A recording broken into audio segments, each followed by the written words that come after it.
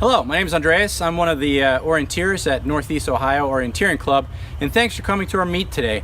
I'm here to introduce the sport of orienteering and talk to you a little bit about what we do, what we wear, and what this thing is all about. So stick around, you'll learn a few things. Okay, so the sport of orienteering is sort of a mix between a cross-country run and having to think. You can see I'm holding a map in my hand, and so the map is going to tell me where I'm going next. I'm not just sprinting from place to place, but I'm looking on the map, constantly reading and trying to figure out where I'm going to go next. And sometimes that's a little bit more difficult than it looks to be in the beginning. But if you're at the beginning stages of orienteering, no problem. We got you all sorted out with easy courses and a high rate of success. Okay, so I'm going to take you through some of the things that you're seeing in front of you. I'm going to talk about the map a little bit. I'm going to talk about a compass, and the one I use is called the thumb compass. And as a beginner orienteer, you probably won't use the compass much, but you will use one of these, and that's a finger stick to our e-punch system. And so at the meet, you can borrow one of these, or you can buy your own if you're really serious. And that's how we know when you get to the control. I'll go through each one in detail and to give you an idea of what they're for and how to use them. And then lastly, we have the control. This is what you're looking for. This orange and white fiber box or fabric box out in nature, that's your goal. That's what you're going to find off the map, and that's when you're going to punch your finger stick into so that we know that you made it. Here's how that sounds. Hear that beep? I'm good to go.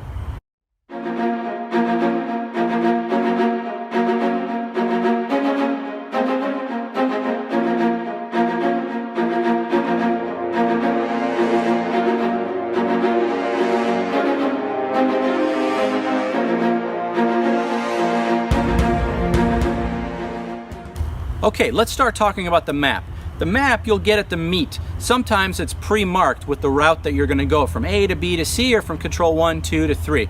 Sometimes we ask you that you mark your own map.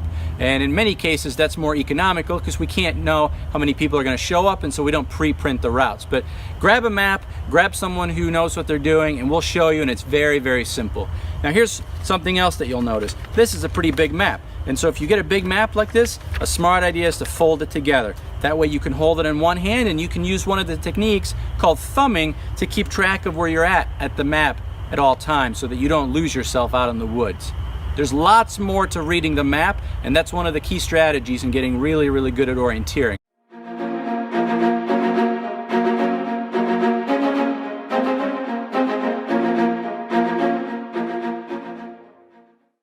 Okay, great, you're back. Now the compass. I'm using a thumb compass, and you probably know that a compass shows you the way to the north. In my case, my needle is orange, which some compasses have a red needle. What I use it for is probably different than what you use it for as a beginner orienteer. When I am out running, I pretty much only use my compass to make sure that my map is oriented the right way, or to the north. And then I turn my map as I go to make sure that the map is always facing to the north. And then I read the map. Sometimes if there's a really long leg, and a leg is from one control to the next, say there's maybe 800 meters or maybe 1,000 meters, it's all the way through the woods, I might take a quick bearing and use my compass to keep me on track if it's a really, really long leg. But again, if you're a beginner orienteer, you probably won't use the compass much. You'll hear more about classification of routes, and on the white and the yellow course, you probably won't need it.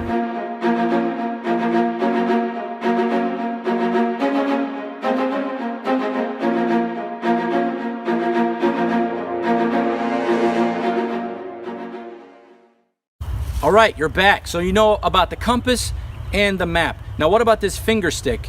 It looks like a USB flash drive, and mine is clear, but some are blue, some are green, some are yellow. It all depends. Our club typically uses a red one or a blue one. They're all the same, they function the same.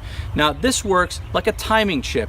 So we're curious to know, how long did it take you from control 1 to control 2, and how long did it take you to run the whole course? Orienteering is, after all, a sport, and so we'd like to track how long it takes you to run. Now there's no need to rush. As a beginner orienteer, you can take as long as you need to. Typically we have a time limit of about 90 minutes if it's a simple course, so we'd like for you to get back in due time, but take your time. You don't have to run, you can walk, you can take it any pace you want. So here's how we use it.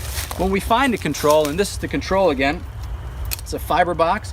When you find the control, we'll want you to punch this finger stick into the control box, and if you look on top of the control, there's a little blue box, and that's the e-punch reader, and all I have to do to record that I visited the control is stick it into the hole, and you should hear a quick beep. Now mine starts to flash a little bit, yours probably won't, and that's okay, but that beep means that the control knows that you were there. Now they're not connected, and so when you come back to the finish line, we're going to ask you to punch your finger stick into another device. It'll print out a receipt, and it'll tell you how long you took for the whole course, and it'll tell you how long you took from control to control. If you get really advanced and really into orienteering, you can do a lot of other cool stuff with the e-punch system.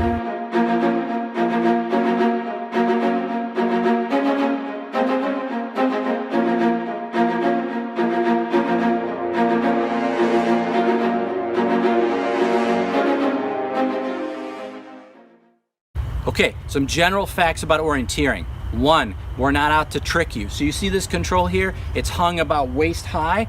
That's for a beginner course. Sometimes they're even a little bit higher. Now the better you get at orienteering, the controls will be further down. So maybe you'll see some controls today that are hung down at knee height, and that's for the advanced runners. Because in orienteering, we go to the feature on the map. We go and look at the actual location of the control, and once we're there, we should find the control. And as a course designer, we're never out to trick you. So we're not going to try to hide the controls. Our goal is that you navigate to the feature and you find the control and you punch in with your finger stick. So our goal is never to hide it. However, you should know that sometimes we put a control on the back side of something. So if you're coming towards a big tree that has fallen over, a rootstock we call that, and it's marked on the map as an X in a circle, that means a big tree that has fallen over. Well, if you're approaching for the south, I might hang it on the north side, so you really have to know that you're at the right tree in order to find the control. Sometimes the controls are obvious, sometimes they're not obvious. But you as a beginner, you're going to run the white and the yellow course, and those controls will be easy to find and should be no problem. Okay, you've heard me talk about the different levels of orienteering. Yellow, white, what does it all mean? Okay, so we divide our courses into different levels of difficulty. As a beginner, you're going to start on the white course. That's typically a shorter course, and it's all on trail. You can't get lost. We sit down and we design the white course so that anyone can go out in the woods and be successful, find all of their controls, and make it back to the finish line, because we want you to have fun. So it'll be all on trail, easy to find, no problem. Next one up is yellow. Yellow is sort of intermediate beginner. It'll be a little bit longer, maybe between 2 and 3 kilometers long, and some of the controls will be off trail, maybe by 50 meters or so. That's about 150 feet. So if you're coming down the trail, you should be able to see the control or pretty easily navigate into the control feature. The next level up is an orange course. The orange course is what we call advanced beginner. You'll see a little bit longer of a route, and you'll see controls that are mostly out in the woods, but still with good catching features on the back end so that people don't get lost, and nice handrails for people to follow to the controls. After that is the green course. The green course is what I typically run. It's a little bit longer, and you're looking at advanced navigation. The courses are typically between 4.5 and 5.5 kilometers in length as mapped, and the controls are all off the beaten path. So you might have one control that's on the trail and the rest are all going to be out in the woods. and from there on it just gets a little bit longer, not necessarily more difficult, but the red course is just as difficult as the green course, but it'll be a longer yet. So you'll have a red course maybe 6.5, 7 kilometers, and the blue course is what we call the men's elite. That's what you see at the World Championships of Orienteering, and they can be anywhere from 7 to 10 to maybe 13, 14 kilometers long for the ultra long distance in orienteering. So that's a little bit about the levels of orienteering that you've heard me talk about.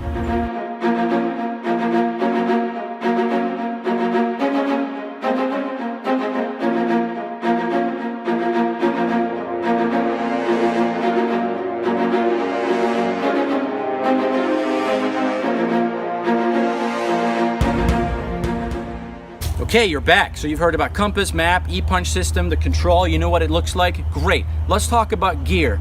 You see me wearing our team jersey or our club jersey. That's good. But I'm also wearing a long sleeve shirt. And if you look down, I'll lift my leg up. I'm wearing some sort of long pairs of pants. You can wear whatever you want as long as you're comfortable in the outdoors. But I will say this, wearing a long pair of pants is super helpful. You're gonna run through the woods. And in some cases, you're gonna run through or go through areas that are not very nice. And so long pants really help. Some of our club members will have gaiters, and it's all up to you. I typically wear a hat to keep the sun out of my face, and then some sort of a long clothing. The shoes I'm wearing are just regular gym shoes, regular tennis shoes. The more advanced you get into orienteering, you can get shoes with cleats or sort of little nubs on them to grip into the terrain a little bit better. But that's probably not at your beginner stage.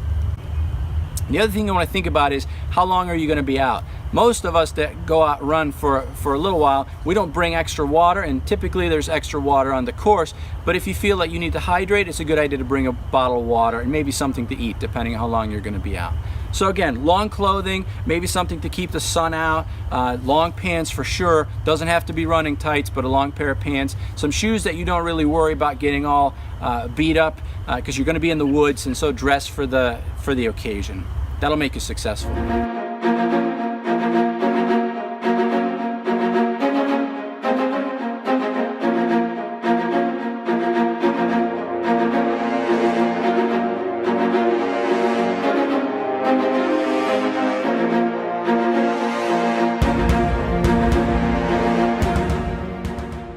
Okay, now that you have the basics with the map and the compass, the finger stick, what to wear and what to expect, here's some strategies that you can use in the woods to really find the next control easily.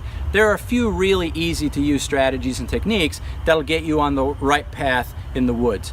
Notice, if you're running any course that's higher than a yellow, a lot of the controls are not going to be on a path, and so it's helpful to know, okay, how do I know when I'm too far? What am I supposed to look out for? And so on and so forth. Here are some of those controls and some of the keywords and lingo that you might hear at an orienteering meet.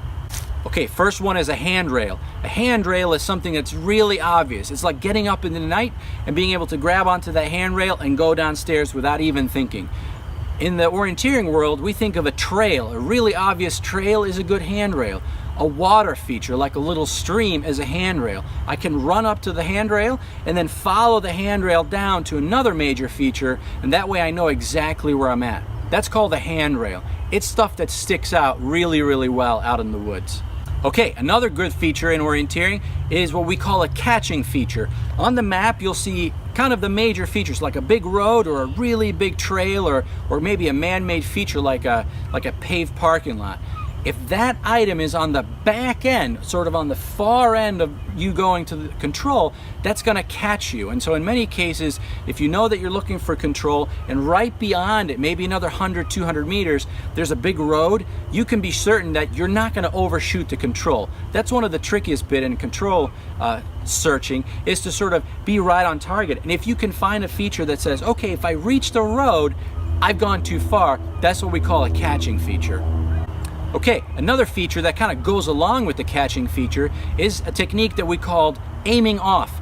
And this one might involve the compass, it might also not involve the compass. I use it a lot intuitively, and aiming off means I know where I'm going, but if I head a little bit to the right or to the left of the control, I'm going to end up on a trail, or I'm going to end up on a path, or I'm going to end up in an open area. And once I hit that, I'm going to turn left and go west, and that's where I'm going to find the control. So that's what we call aiming off. Sometimes it's difficult to run straight to a control. like behind the camera here, I'm looking at a big hill, and if I know the control is on the other side, I'm not going to run across and up and over the hill. I'm going to run around it. And so if I can find another feature that I can look at and say, well, when I reach this open field, I'm just going to veer left, then I'm going to hit the control. That's what we call aiming off. So you're almost getting you're not getting lost, but you're getting off track on purpose. And that's a really good strategy that a lot of us use.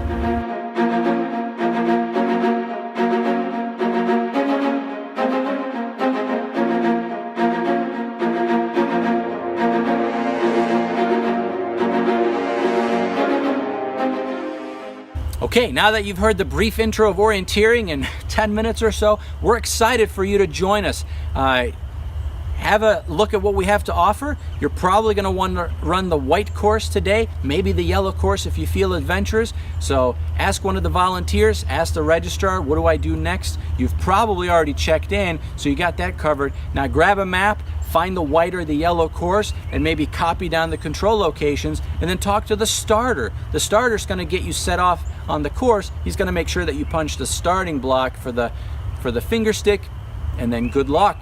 Have fun in the woods. If you have any questions, ask any of us that are club members. Ask anyone that looks like they know what they're doing. And by all means, if you're out in the woods, just grab a hold of us and we'll help you find the right way back to the finish line if you're a little bit lost. So no worries. All right, we'll see you out in the woods. Thanks. Really important to have a whistle. Only blow it in emergencies. And so if you fall down a ravine and break your leg, that's the time to blow your whistle. If you are a little bit tired and you don't know what to do next, that's not a good time to blow the whistle. So the whistle's for emergencies only. We all know that if we hear a whistle out in the woods, we'll come find you. I'll stop my course immediately and I'll try to head over the hill to give you a helping hand. So make sure that you bring a whistle. Make sure that you pick up a whistle before you head out today.